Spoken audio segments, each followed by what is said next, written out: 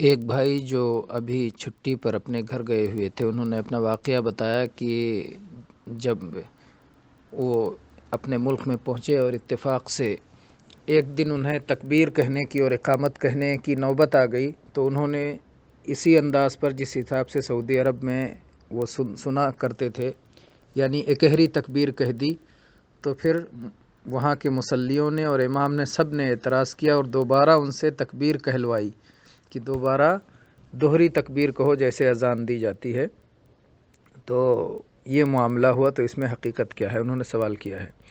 اس کا جواب یہ ہے کہ نبی کریم صلی اللہ علیہ وسلم کے مؤذن بلال رضی اللہ عنہ اذان دوہری کہتے تھے اور اقامت اکہری کہتے تھے، اور اس سلسلے میں احادیث بہت واضح ہیں، سوائے قد قامت الصلاۃ کے کہ اسے دوہری کہتے تھے، اور بقیہ اذان اکہری کہتے تھے تکبیر کے اندر، اقامت کے اندر۔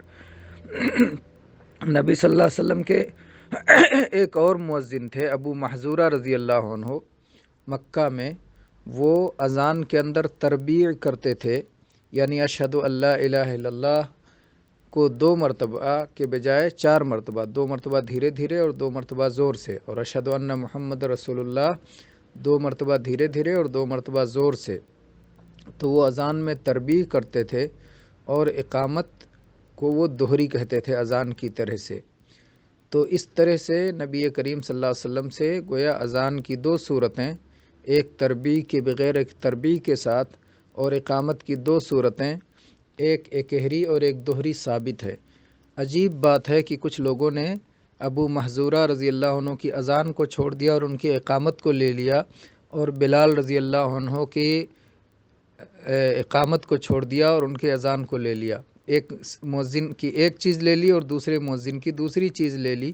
کچھ لوگوں نے اس طرح سے جمع کر دیا ہے، جبکہ اذان اور اقامت کا راجح طریقہ وہ ہے جو بلال رضی اللہ عنہ کا ہے، کیونکہ وہی مسجد نبوی میں نبی کریم صلی اللہ علیہ وسلم کے سامنے مستقل اقامت کہتے رہے تھے اور اذان کہتے رہے تھے، اس لیے وہی طریقہ زیادہ راجح ہے۔ لیکن اگر کہیں دوہری تکبیر کہی جاتی ہے تو حرج نہیں۔ واللہ اعلم، صلی اللہ علیہ نبینا وسلم۔